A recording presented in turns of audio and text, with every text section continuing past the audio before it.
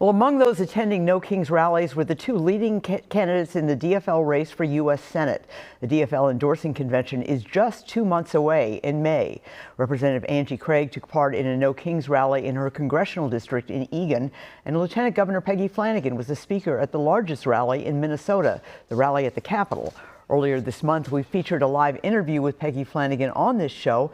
Today, I spoke to Representative Angie Craig in our studio earlier this morning. Let me ask you about the controversy involving the Laken-Riley Act. You are one of 46 House Democrats that voted for the act. You have since said that you regret voting for it. Can you explain that? Yeah. At the end of the day, as I have seen the Trump administration and Donald Trump's ICE terrorize the people of Minnesota, it didn't matter to me that they're actually not using that act or that authority.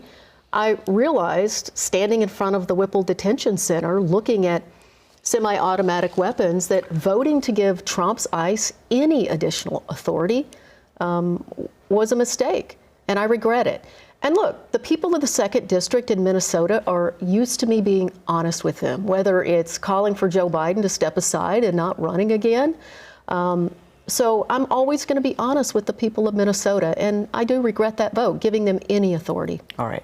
I want to ask you about some of the polls that are out. Not a lot of polling in terms of this Democratic contest between you and the Lieutenant Governor, but we've got one poll that shows you 3 points behind, and another one that shows you 13 points behind. Are you really that far behind?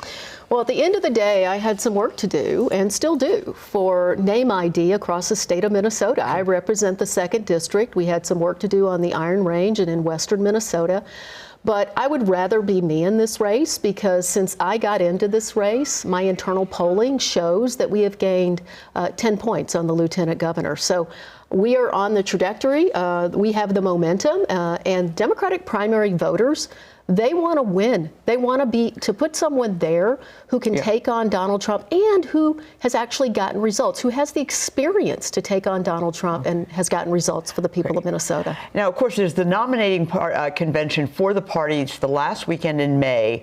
You have always said that you're going to go straight to the primary, so you're not going to abide by the endorsement, the party endorsement, because most of the people I'm talking to in the DFL party believe that Peggy Flanagan will get the DFL endorsement. Well, I would just keep in mind, I love our DFLers. I respect them. It's a wonderful organization.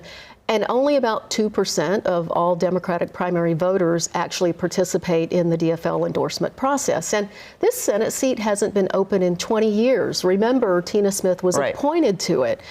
I think all DFLers across the state of Minnesota should get a chance to weigh in. Who do they want to take on Michelle Tafoya and hold this U.S. Senate seat? Well, she, of course, has to win her primary, or her nomination and the primary as well, but she is, by many accounts, the leading Republican candidate here. I want to ask you, too, about the fraud situation. Your opponent, Peggy Flanagan, obviously has been the Lieutenant Governor now for 8 years.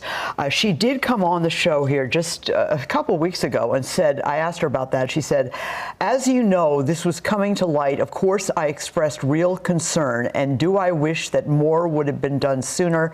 Absolutely. But now I think is this opportunity for us to move forward. Your thoughts about that, and should she be held accountable for the fraud situation?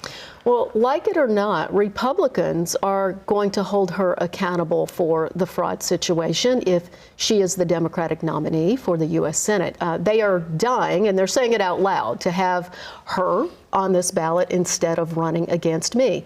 Look, at the end of the day, you can't take credit for everything that you want to take credit for under the Walz-Flanagan administration and then accept no accountability. In fact, it's infuriating. She's pushing all of the accountability over to Governor Walz and not taking any. If I were the Lieutenant Governor right now, my highest priority would be to take on and put guardrails on the fraud issues in Minnesota. And I don't think she's taking appropriate accountability.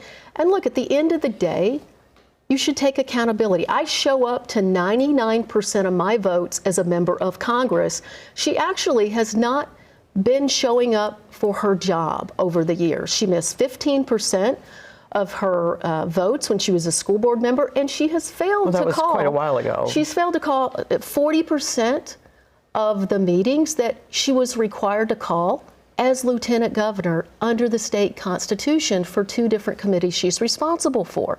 You can't walk away from that. She's been lieutenant governor for 8 years. Republicans are dying to bring this record forward. Well, actually, that is true, because a lot of Republicans that I talk to will say privately they would rather run against her than run against you. That is something I've heard quite a bit of.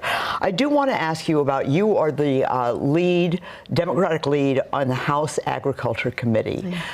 Your district is sort of a melting pot of the whole state. You've got a little bit of everything in there: urban, suburban, farm, rural. What are you hearing about the war? And specifically, let's talk about farmers first.